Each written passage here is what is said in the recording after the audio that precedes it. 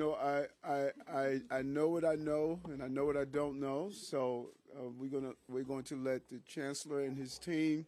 I got a lot going on today, so I'm going to have to bounce. I'll answer a few questions, but I want to turn it over to these are the experts here. So why don't we take one or two questions?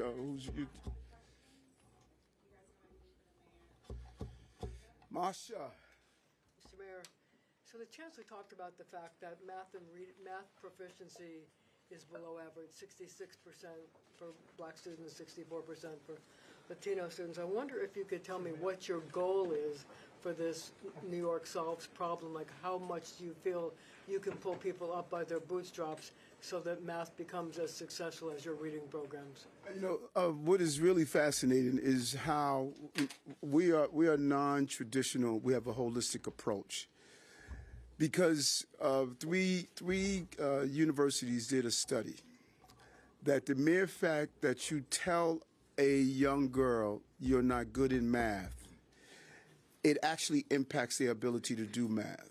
And we don't realize what we say, how it can actually play on what you believe you can do and what you can't do. So as we have our educators doing the academic stuff, we're going to have our counselors, our breathing. We're going to start telling these babies that you can. You saw what the Chancellor did with the young man who was, Chris, I believe his name was speaking Spanish. He was given a reward system. Now, in many communities, these babies are rewarded every day. But in some communities, an overwhelming number of them, they start their day. They walk into a store, the person will put the money in their hand, they put it on the counter, they follow them around the store, they talk negative around them. We got to start motivating these children. And so we know that the teachers can teach the concepts of math. But as the young lady stated, she said, I hated math. Why did she hate math? She didn't come out of her mother's womb saying, I hate math. Someone told her, you are not going to be good at math. And so we have to use all this research out here and prepare these children for math. And I think that's what the Chancellor's doing. You want to go into one thing I would just simply say, because I saw it firsthand, two things. One, I would tell you this. I was an elementary school teacher. I was teaching 4th and 5th grade. And I saw the teachers in the school deathly afraid of math. So it's very hard for you to be a good math teacher if you are afraid of the subject. And then you transfer that to the kids themselves. And then everybody's running around talking about, I'm not a math person.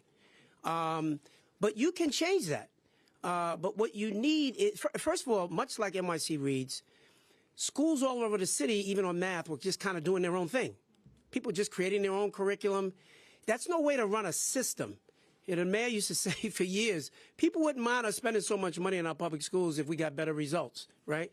But you can't spend this amount of money and still get poor results. And again, I do not fault the teachers. I want to be very clear about that. I don't fault our administrators.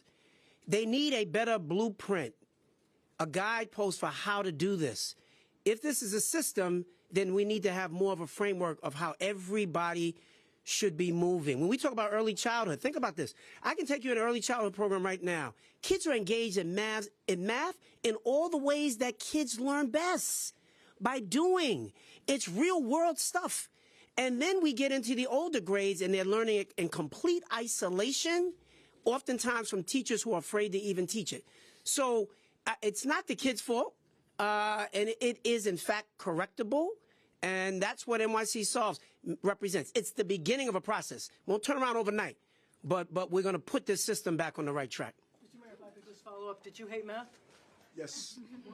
Yes, because, growing up in a household, everybody on the block was saying they hate math. We were just, it's almost like you're indoctrinated. We need a new language in these communities. Everyone, you were constantly reminded of what you can't be. Like, who was saying, it was just mommy that was saying, baby, you got this, you could do it. But then you went into a whole universe where everyone was telling you what you couldn't be, you could be a mechanic, you could do this, you don't have to know math. And so, yeah, I was indoctrinated to believe I couldn't read, I couldn't do math.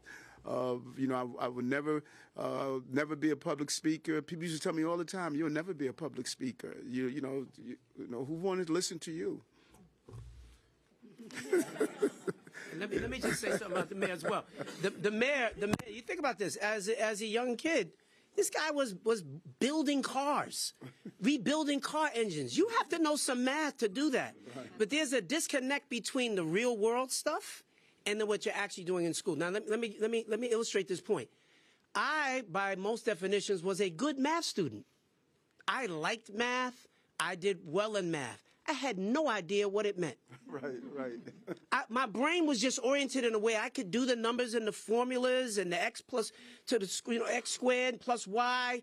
I could figure those things out. But if you would have asked me in practical terms what it means, I had no clue. There are a lot of our kids right now who do, quote unquote, do well in math and still don't know what it actually means. We need to make math meaningful. It has to relate to the real world. And the more that kids see how it connects to the real world, the more you will see their brilliance come out. But we're teaching them in silos, in isolation, and they're learning formulas that don't really mean anything unless you know how to make practical application. NYC Solves is focused on practical application so that you can make deeper meaning of what it is that you're actually engaging with. Well said. And, you know, as I started out the beginning of our comments, and Chancellor and I were in the room talking, we put $500 million in the school system. It is unbelievable how we have the title of being abusive to the educational system. And I don't know of another administration in a 2.5-year period of time that has recovered the school system and allowed the system to thrive, you know. And so I think that, you know, Sheena, whoever she is, Sheena was just right that if we don't tell our own story, there's going to be a belief out there that this extremely successful education administration did just the opposite. I have parents tell me all the time, you know, what you've done to the school system. And I said, do y'all really know? And that when you share it, they say, wait a minute, I didn't know that. Because they have been bombarded with the loud, organized groups who are saying, oh, they're destroying 3K, oh, they're taking money. We put $500 million in the school system. We held the children, we held schools harmless that had dropped and decreased. We have 38,000. How many? 38,000 migrants. 38,000 migrants and asylum seekers. And the story we just told, Marsha, about that young man that learned how to read in a short period of time, that's one of, where's my brother? Come on up here, man. Come up here. You know, this is, I was telling the Chancellor, this is one of many. This is one of many. I mean, the success we are having is just unbelievable. Under all that we're going through, we're not sitting back saying, woe is me. We're saying, why not me? That's right. And these are like unbelievable. Now, imagine what this young man is going to grow up to be. That's right. And those other young children, what they're going to grow up to, what they're going to grow up to be. This is a love story that people turned into a tragedy. We need to acknowledge the love story that this administration has had with our babies. And we've taken this love story because people want to, it's better to talk negative about stuff, but we've taken this love story and turned it into a tragedy. We should be singing and praising this group of people here. This is an amazing love story that we are experiencing. Thank you. I was in Senegal, went to Fort Elmira, I believe it's called, beautiful place. You're going to have a lot of fun. Okay, I got to bounce, but the Chancellor's here and his team to finish, okay? You always got a question. It's just about how much of the budget, how much of the budget is New York Solves going to actually... When we finish with the budget, I'm going to bring to the podium a plane. I keep telling y'all, we're going to land a plane. Right. We're going to land a plane. How much is it going to cost, We're going to work all that out. I am a 26-year District 75 teacher in Jamaica. So we'll take a few questions if you have any. Emma?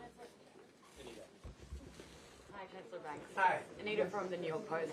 I was going to ask the mayor how much money has been allocated from the budget for New York City solves. Yeah. Deputy Chancellor, we'll get that. Just give us just 1 second. We'll give you the number. Do we have anybody else with a question? Kayla from the Daily News. The former Division of Teaching and Learning oversaw both special education and multilingual learners. I understand some of those people have been moved into the school leadership division. So can you provide a little bit more clarity about where this staff that was formerly teaching and learning? Christina, come on. Let's talk a little bit about the vision of where we're going with this as well. Of course. So we'll begin with the Special Education Office and the Division of Multilingual Learners. The Special Education Office is remaining intact. Same is true for the Division of Multilingual Learners. Deputy Chancellor Rex, not sure if you want to talk, but I can tell you, I could say a bit, and then if anything, correct me or jump on in. But the Division of Teaching and Learning is now under Deputy Chancellor Rex's leadership with Mia Teresa Pate overseeing curriculum and instruction and educator development. It is true that many folks will be moving to support our district offices, and that we believe that local support will increase continued outcomes for students and respond to the local needs of the community. And I think what's most important to know about this is it's a reimagining of the work. There's not new dollars that are being added at this particular time. It's repurposing of the dollars in a way that we think will be much more impactful for the field itself. And I have to tell you, the fiercest advocates since I've taken this position have been those in this space, particularly around special education, and have long sought some new approaches for us to take so that we are making sure that we are reaching every child is getting what they need. This is the first step for us in doing that. And I can't think of anybody better to lead us in doing that work than Christina. So you will be hearing more over time in terms of how the office will itself evolve, who will be shifted and moved around. But it's something we're excited about, and Christina's going to lead us in that vision.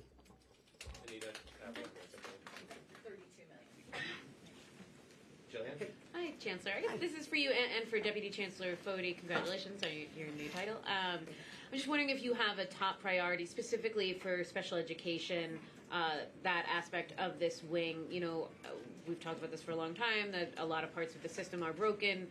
Some of those parts long predate your administration in terms of just the timeline of getting a student evaluated into the right place, getting them the right services. You know, 10,000 students went without services they needed last year. What's your top priority for this?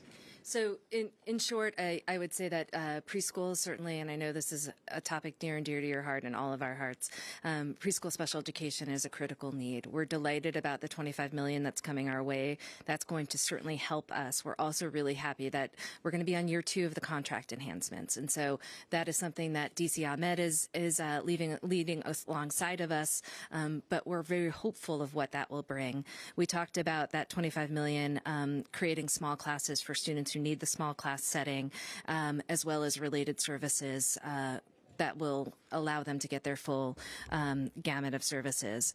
You know, I mentioned earlier our graduation rates. For our autism programs, we definitely want to continue to expand those programs as a major priority of ours. And our bilingual programs, we're seeing incredible outcomes in those bilingual programs, 35 languages covered in them. Our EverL's performing at 91% graduation rates, really remarkable work. So the expansion of these high quality programs is also a major priority of ours, Jillian. Thank you. Talk a little bit about this new advisory council that's supporting multilingual learners. How many people are going to be on it? Who are the external voices, and just what it'll be tasked with doing? Yes, we're really excited about this. You all have heard a lot about the Special Education Advisory Council, which the Chancellor started year prior, and that Special Education Advisory Council was over 50 folks from all across every aspect of the world of education: university partners, union partners, local electeds, educators, parents, students, and they came together and they produced a report that we released, which made 5 recommendations, and those recommendations are our guiding principle. And certainly, one of those recommendations is to expand our high quality programs. We want to do the same for our multilingual learners. So we would like to use the same format. We'll gather a diverse group of folks who will help guide us in what they're seeing on the ground, particularly with the influx of our newly arrived New Yorkers, and help make a set of recommendations for our work with multilingual learners ahead. Christina, just stay up there. You got it, sir. You got it. I have a question about math, actually, and was just wondering how many of the 93 middle schools and 420 high schools were already using illustrative math this year. Of the 93 schools, some of them are new, some of them have been using it, newly adopted. So it's a mixture of the two. But if we can get them this week, work to get you. We can get you the specifics. Some of the districts, some of the schools were already using it, and the superintendent engaged the community, and we were able to shift and get the rest of the community to buy into the new curriculum. So it's a combination, but we use a model that we had from New York City Reads and with the community engagement.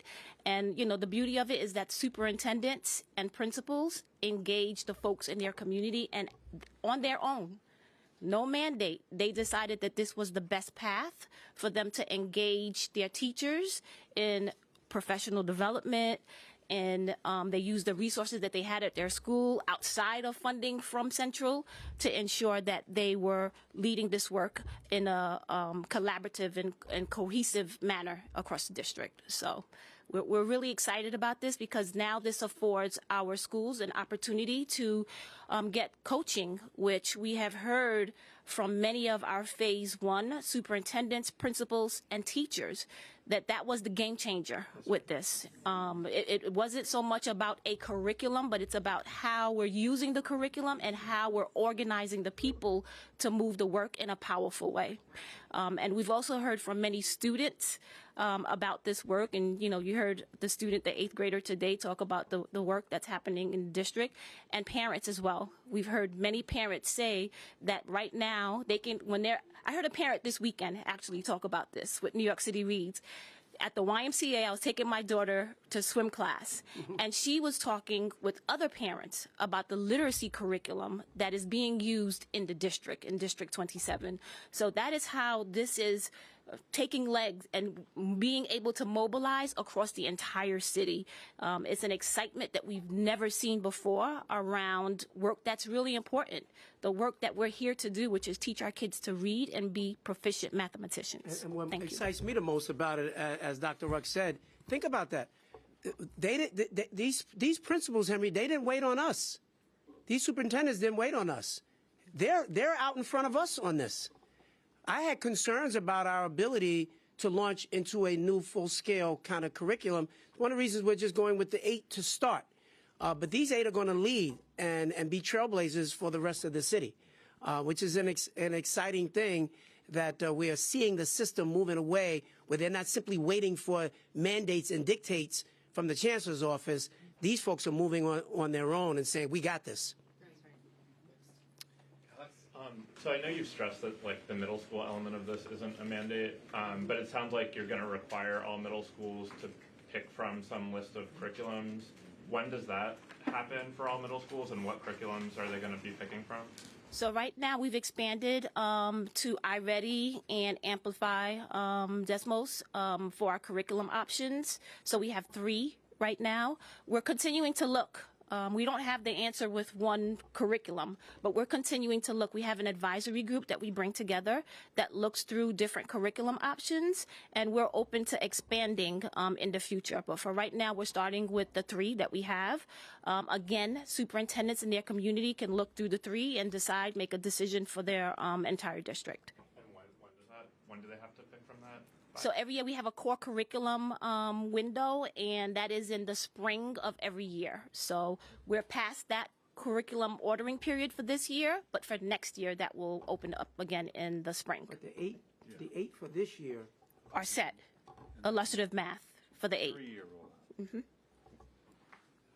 One last question. Anyone? Excellent. All right. Thank you. Rollout, though. Yeah, Dan, one last thing on the 3-year rollout. One last thing. Yeah, Chancellor. So we're starting with the 8 in September, and then over the following 2 years, we'll get to all of the districts for middle school. So just, Alex, to make sure we answer your question. We did a 2-year rollout for Yeah. NYC Reads to get everybody, and it'll be 3 years on the map. Thank you, guys. Thank you, everybody. Thank you, everybody.